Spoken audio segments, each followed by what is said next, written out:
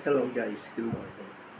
Self-interest is actually the root cause why it's really hard to speak before a large audience. So since the topic right now guys, or team, is about public speaking, I'm intentionally doing this video unedited, unrehearsed, so that everything will be coming from the heart. And if you think that I make sense, if you could kindly comment, or if I don't make sense, the more I'd like to hear your comments. So I will only give one tip how to fight nervousness when speaking before a large audience. So let's go back to what I said about self-interest. You may be the most intelligent person in the world,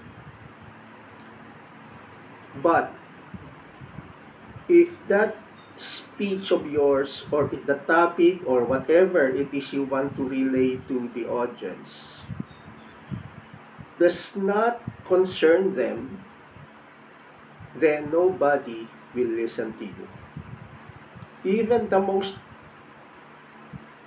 highly skilled performers, they also feel nervous when they are speaking before a large audience, simply because uh, they are a bit worried if people will appreciate what they are about to say, especially if you are doing stand-up comedies, well, if people will gonna laugh.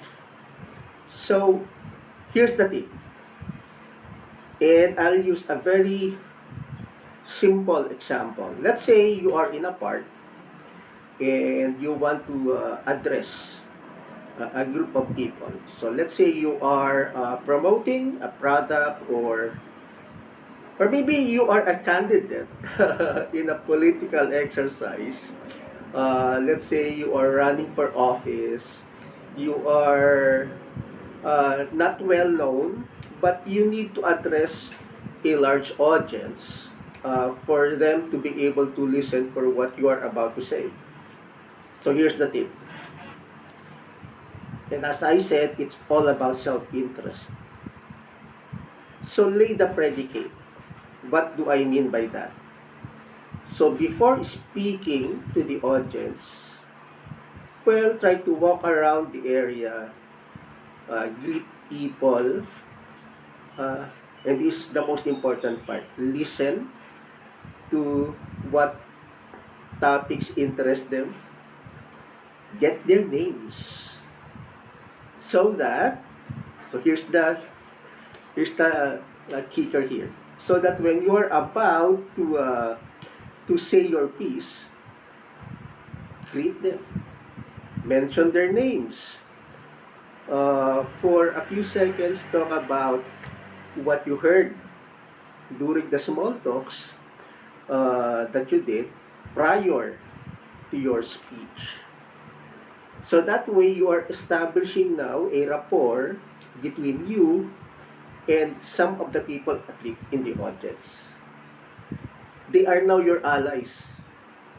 They now like you because you mentioned their names and you are talking about something that is important to them. Now, once you are able to capture a significant portion of the audience, that's the time that you promote yourself. If you are a candidate, promote your product if you're selling something, but make it concise. Do not bore them. And if you can, always prepare a story that can either make them laugh or something that can touch their heart. But most importantly, make the conversation clean, and always respect the people beside you, the people who are watching you, etc. even if you are promoting yourself, try as much as you can not to talk uh, badly about other people.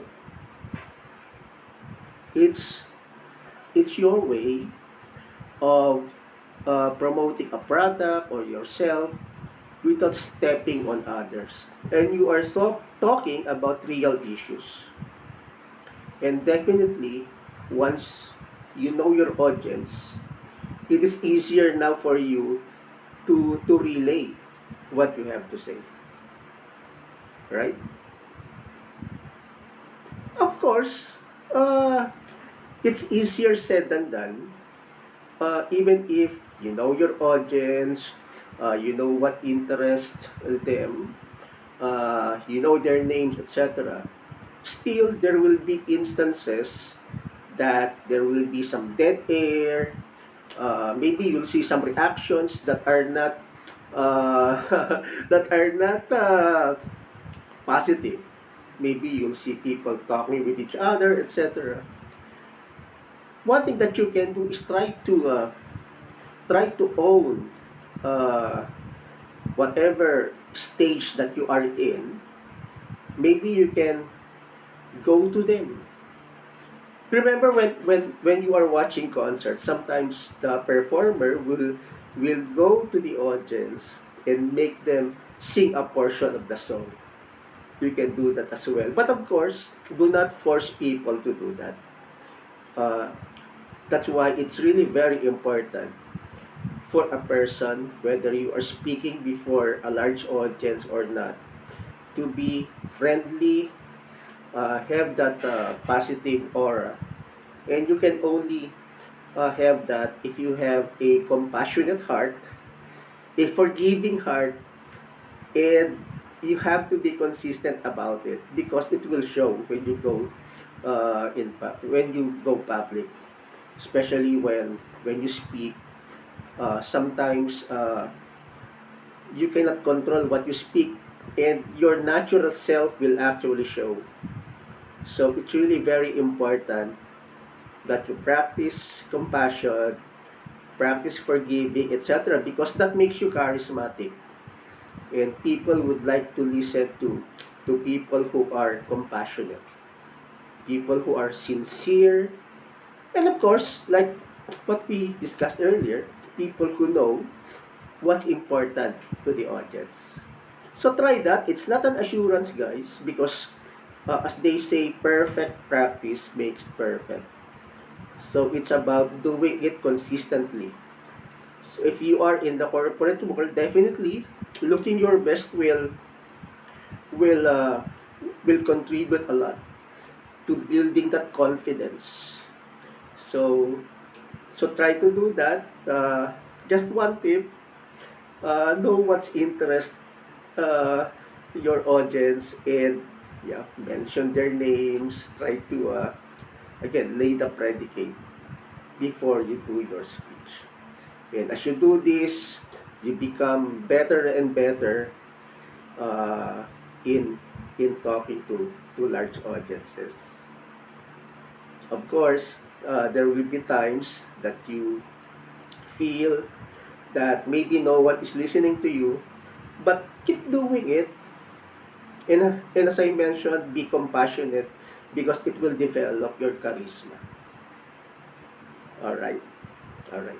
Thank you. So before we end, guys, uh, today is uh, Thursday, uh, the 20th of February, and I'd like to offer a prayer, a very short prayer for people who are sick. Dear Lord, please bless the people who are sick right now. They need you. Uh, they need your graces for their speedy recovery. And I also like to pray a very short prayer for Pope Francis for his speedy recovery. We love you, Pope, and I hope you feel better. Thank you, Lord. continue to guide us. Amen. Good morning.